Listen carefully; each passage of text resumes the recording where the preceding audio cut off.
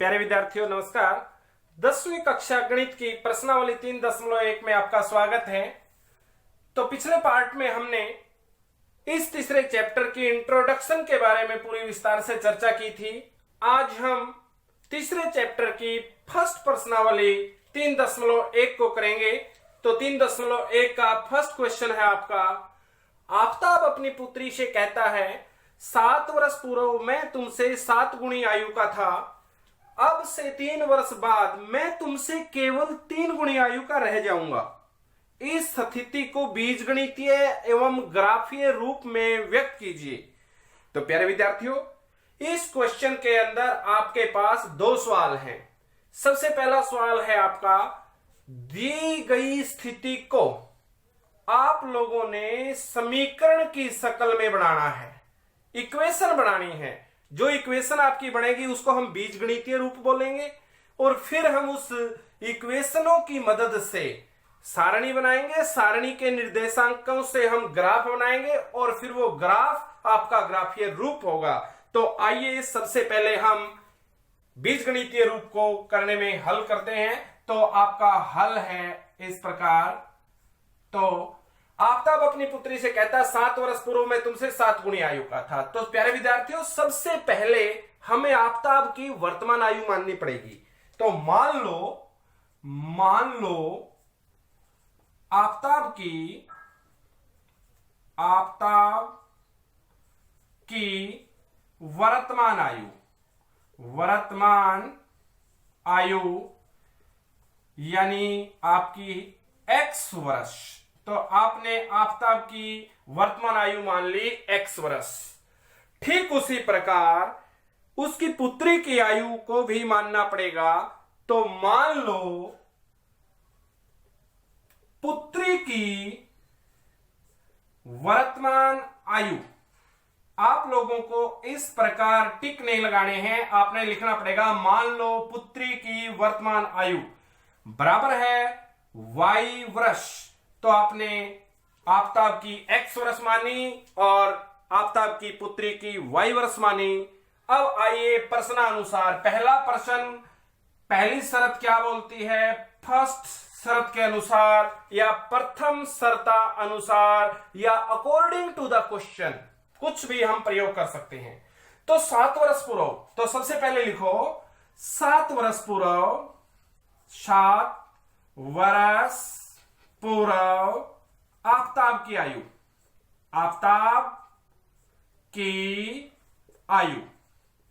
तो आज उसकी आयु x वर्ष है। तो 7 वर्ष पहले कितनी हुई, जितनी आज आयु है उसमें से 7 साल माइनस कर दीजिए, यानी x माइनस 7 वर्ष। ठीक उसी प्रकार 7 वर्ष पूर्व पुत्री की आयु, तो आज उसकी पुत्री की आयु y वर्ष है। 7 वर्ष पहले y माइनस 7 वर्ष। तो प्यारे विद्यार्थियों, यहां तक आपको बिल्कुल समझ में आ रहा होगा। तो सबसे पहले अब प्रथम शर्त के अनुसार क्या बोला है उसने, प्रथम शर्त के अनुसार बोला है 7 वर्ष पहले मैं तुमसे, यानी 7 वर्ष पहले क्या था, वो 7 वर्ष पूर्व क्या था, x माइनस 7 था। वो कहता है कि मैं तुमसे, और तुमसे कौन, पुत्री, y माइनस 7। कहता है मैं तुमसे 7 वर्ष पहले 7 गुणी आयु का था, यानी बेटी की आयु को, पुत्री की आयु को 7 से यदि गुणा कर दिया जाए तब बराबर हो जाएगी आफताब की आयु। बस यही एक समझने की स्थिति है। यहां सवाल समझ में आया तो क्लियर आया। तो कहता है कि 7 साल पहले मेरी आयु 7 साल पहले की तुम्हारी आयु की 7 गुणी है, यानी बेटी छोटी है और बराबर करने के लिए छोटे को गुणा करना है, बेटी को 7 गुणा करना है। तो बस इसको हल कीजिए। तो देखते हैं x माइनस 7 बराबर है 7y माइनस 49। तो सजातीय एक साइड ले जाइए, यानी कि चर पदों को एक साइड लीजिए, अचर पदों को अलग साइड लीजिए, वेरिएबल नॉन वेरिएबल। तो x माइनस 7y बराबर है माइनस 49 प्लस 7। तो क्या आया, x माइनस 7y बराबर है माइनस 42। x बराबर क्या है प्यारे बच्चों, माइनस 42 प्लस 7y। तो यह आपके पास पहली स्थिति की एक समीकरण आई है। तो इस समीकरण की मदद से हमें एक सारणी बनानी है। तो सबसे पहले हम इसी की सारणी बना के देखते हैं, या पहले दूसरी समीकरण भी हम हासिल करके दोनों की इकट्ठी सारणी भी बना सकते हैं। तो आइए चलो सेकंड शर्त भी ले ही लेते हैं। तो सेकंड शर्त में क्या कहा उसने, सेकंड शर्त में बोला अब से 3 वर्ष बाद, अब से 3 वर्ष बाद, अब है वो x वर्ष का, 3 वर्ष बाद क्या हो जाएगा x प्लस 3।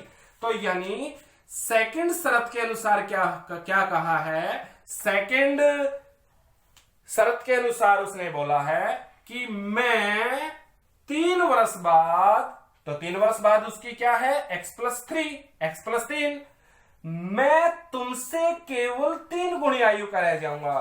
तो बेटी कितनी हुई अब y प्लस 3, क्योंकि वो भी 3 वर्ष बाद है। लेकिन 3 वर्ष बाद ये कहता कि मैं तुमसे 3 गुणी आयु का रह जाऊंगा, यानी बेटी की उम्र को 3 से गुणा करेंगे तब इन दोनों की आयु बराबर हो जाएगी, समान हो जाएगी। तो आइए इसको हल करके देखते हैं। x प्लस 3 बराबर है 3y प्लस 9, 3 से गुणा कर दिया, सजातीय इकट्ठे कीजिए। x माइनस 3y बराबर है, 3 को उधर लेके जाओगे तो माइनस का हुआ यानी 6। अब हम एक को यहां रखेंगे, दूसरे को उठा के ले जाएंगे, क्योंकि एक की वैल्यू मान लेंगे, एक की वैल्यू निकल जाएगी। तो 6 प्लस 3y, आपके पास एक समीकरण यह आई। तो अब हम इन दोनों समीकरणों की मदद से एक एक सारणी बनाएंगे। तो सारणी कैसे बनेगी प्यारे बच्चों, सारणी हमारी इस प्रकार बनेगी। तो देखिए आपकी सारणी के लिए क्या है, सारणी बनाते हुए आपको इस तरह की सारणी बनानी होती है। तो सबसे पहले यहां x और यहां y।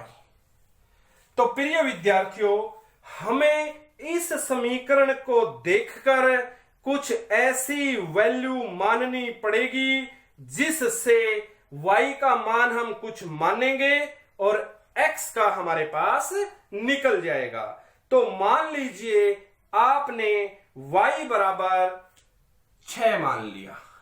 y बराबर कितना माना, 6। कुछ भी हो सकते हैं, अनेक हो सकते हैं ये निर्देशांक।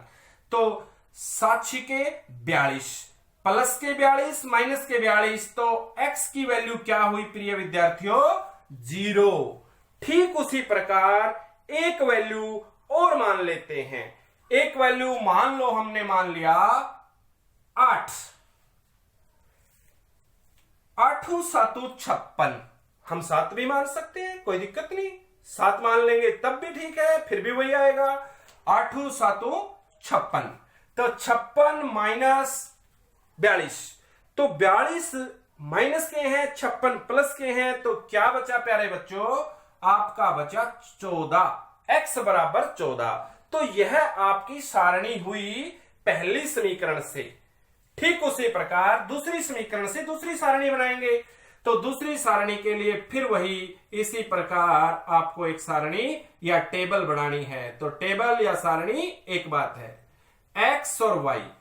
तो इस समीकरण को देख करके हमें x की वैल्यू निकालनी है, y की माननी है। तो मान लीजिए y की वैल्यू हमने मानी 0, तो 3 गुणा में 0, 0 प्लस 6, यानी x की वैल्यू क्या आई, 6। तो आपका एक निर्देशांक पेयर पूरा हुआ, एक निर्देशांकों का जोड़ा पूरा हुआ। अब मान लीजिए आपने मान लिया y बराबर है 2, तो 3 गुणा में 2, क्योंकि y की वैल्यू 2 मानी है, 3 गुणा में 2 6, तो 6 प्लस 6 यानी 12। अब आपके पास दोनों समीकरणों की सारणी भी आ चुकी है। तो सबसे पहले हमारा आधा आंसर यही हो गया था, जैसे हमारी ये वैल्यू आई थी। तो अब हम यही एक बार ये लिख सकते हैं कि इस स्थिति को दिए गए सवाल की बीजगणितीय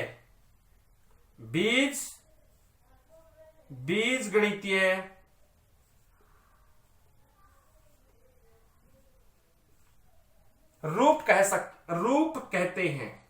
इस स्थिति को, इस सवाल का बीजगणितीय रूप कहते हैं। किस रूप को?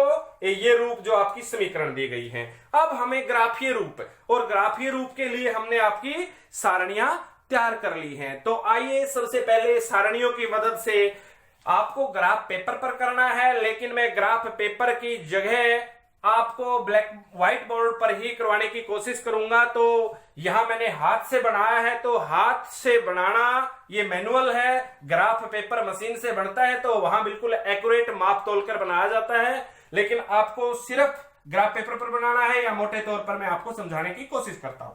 सबसे पहले आपको ग्राफ पेपर पर इस प्रकार बनाना है। एक पड़ी रेखा लगानी है जिसको हम अक्षितिज रेखा कहते हैं। एक खड़ी रेखा लगानी है जिसको हम ऊर्ध्वाधर रेखा कहते हैं।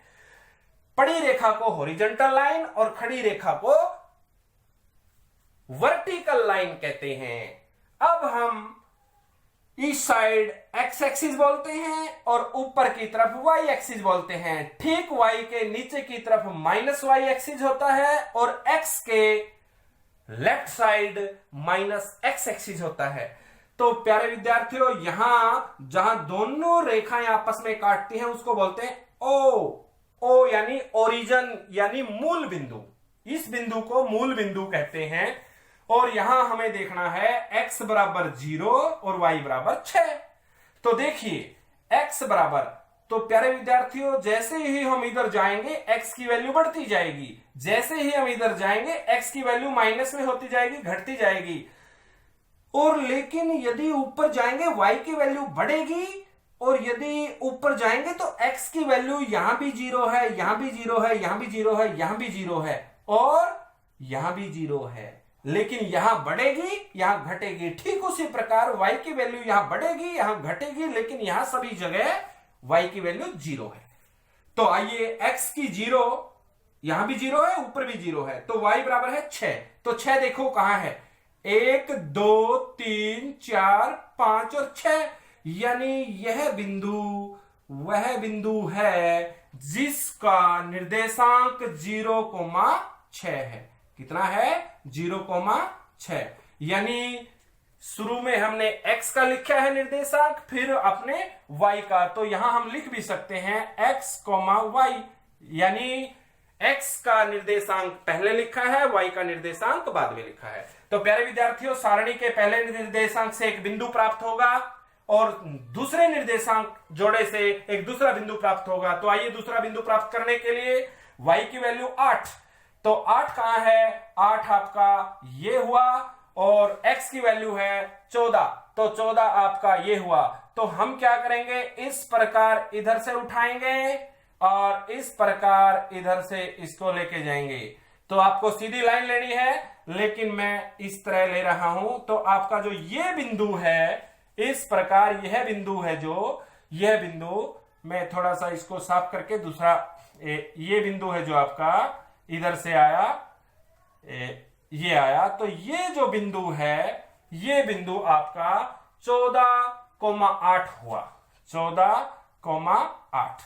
अब हमारा काम है इस बिंदु को और इस बिंदु को स्केल रख के एक सीध में इस तरह ऐसे लाइन लगा दो और दोनों तरफ तीर के निशान लगाइए, और फिर यह आपका इस समीकरण से, इस सारणी की मदद से यह ग्राफ प्राप्त हुआ।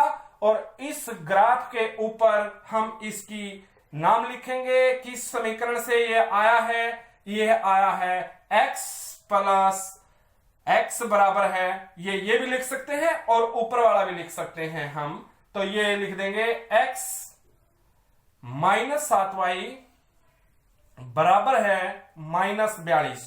यानी इस समीकरण से यह ग्राफ प्राप्त हुआ। ठीक उसी प्रकार दूसरी समीकरण से दूसरा ग्राफ प्राप्त होगा, दूसरी लाइन प्राप्त होगी।